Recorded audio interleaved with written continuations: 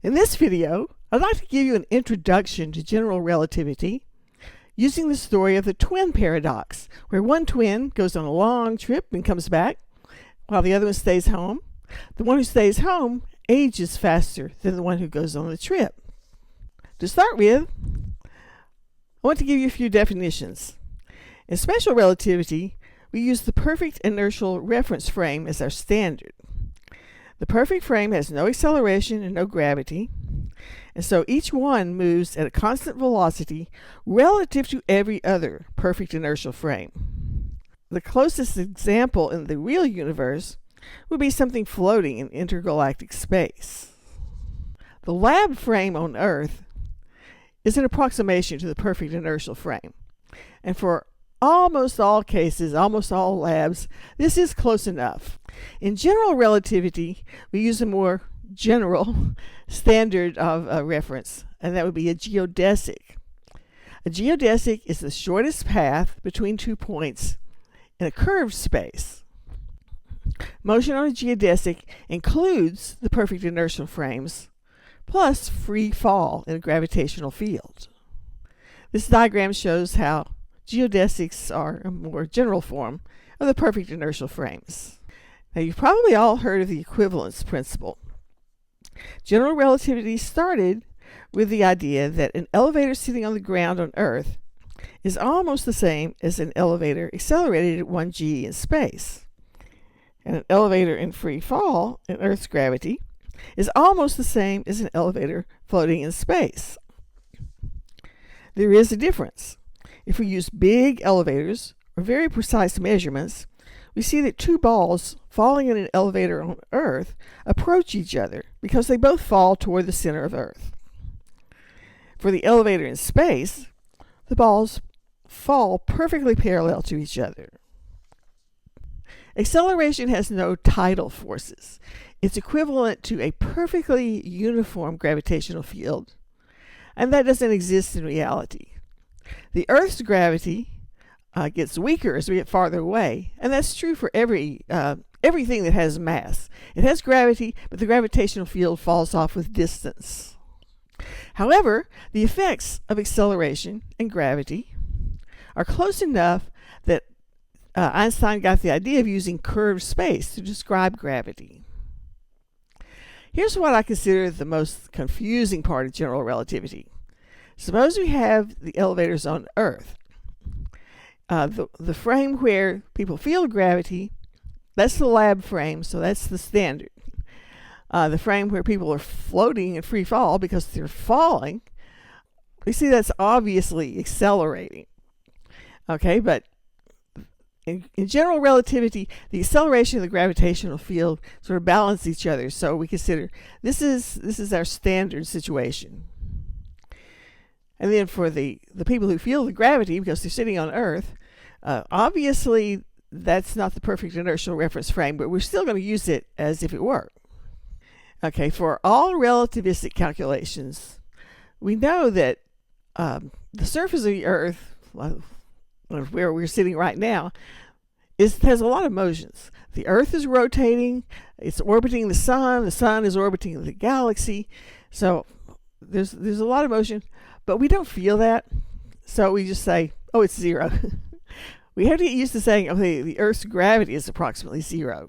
A notable exception is when we calculate times for the GPS satellite clocks. I covered that in a different video.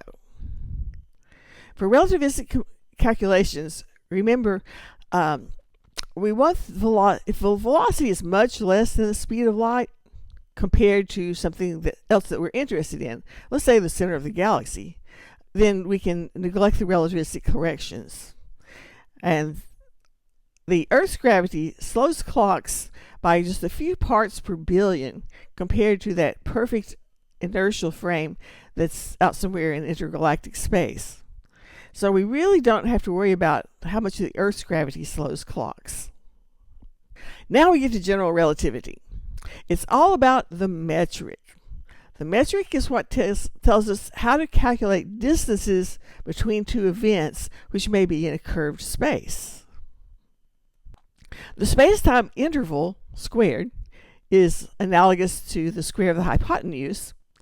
It's a function of the squares of the other coordinates, but this time each coordinate square is multiplied by a factor g, which is, these are the components of the metric tensor. In most cases, we don't have any cross terms like dt, d phi, but they are useful sometimes. This is actually the Kerr metric, and that cross term represents rotation.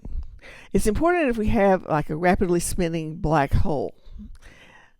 The phenomenon that it causes is called frame dragging. That's where something is spinning with a lot of angular momentum to sort of drag space-time around with it. Now, the introductory physics courses may not tell you very much about space-time intervals because there's a lot of calculations we can do with just the Lorentz transformations. But when we get to general relativity, it's absolutely essential to use space-time intervals because that's how we navigate through space-time that's curved. We can't look at it from the outside. We just have to be in it and just figure out what those metrics are. Now, Einstein's field equations of general relativity are a set of differential equations for the metric elements. These equations are very, very difficult to solve. It takes a lot of work. They're actually not that complicated. They're just a whole bunch of derivatives. But there's so much work involved that it's not the kind of thing you'd want to do every day. Fortunately, in most cases where we need to use the metric of general relativity, the work has already been done. There are two important metrics. One is the Friedman-Lemaitre-Robertson-Walker metric. This applies to uniform isotropic space between the galaxies. It has a scale factor for expansion of the universe and also a term k for the overall curvature of the universe. When we're working within our own galaxy, we really don't need those terms for expansion and curvature. However, the Schwarzschild metric includes the effects of gravity. We do need that quite a bit. And the parameter characterizing the strength of the gravity is the Schwarzschild radius. In the Friedman metric, we can set a equals 1 and k equals 0, and then we get the Minkowski metric. In the Schwarzschild metric, for distances r much greater than the Schwarzschild radius, again we get the Minkowski metric. Here's what the Minkowski metric looks like in spherical coordinates, and here it is in Cartesian coordinates. This is what we use quite a bit in special relativity. Now from here on out, we're going to be using the Minkowski metric because we're not going to have too much gravity or we're certainly not going to have curvature of the universe coming in. So you may ask, how are we using general relativity? Well, there are two ways. First of all, general relativity tells us to integrate the proper time from the space-time interval to get the time we experience when we're traveling. Also, it shows us how to calculate the effects of the Earth's gravity, as in the GPS video. The proper time is measured by, say, your watch or whatever clock you carry with you.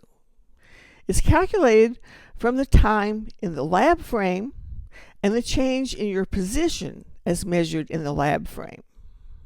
The time that you experience while you're traveling is always going to be less than the time in the lab frame because you start with lab frame time and then subtract a positive number. You can see that the dx squared and dy squared and dz squared, these all have to be positive. Then we're going to just integrate to get the total time you experience. Here's how you do the integration. Now, if your velocity is constant, we get the familiar time dilation from the Lorentz equations. And I like this because I think it's much easier to just do this integral than to look at the train with a light clock and so on. Just do a little algebra here. Now we want to consider a more complicated trip. We're not going to stay at constant velocity. We're going to travel all over. Think of a traveling salesman or something. And we're going to come back to the place where we started. So how does that change the integration? Well, we just get a more complicated integral, but we can always do it numerically.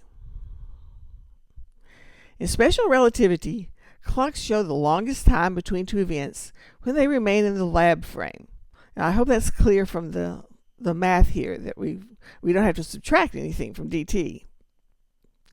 In general relativity, clocks show the longest time between two events when they travel on a geodesic. This is more general than the perfect inertial frame, for which the lab frame is a good approximation. Back to the twins. If they go on separate journeys and then meet again to compare their clocks, the one who spent more time on a geodesic, such as at home, will have more time elapsed and be older. Now, what about acceleration? Okay, since we have a lot of changes in velocity in this complicated trajectory, obviously we had a lot of acceleration. But the acceleration doesn't do anything beyond changing the velocities. Why is there no term for acceleration? Well, remember, acceleration is equivalent to a uniform gravitational field. The effect of gravity on slowing clocks is that the clocks in a stronger field run slower than the clocks in a weaker field. So you need to have a field that changes with distance in order to see the gravitational effect.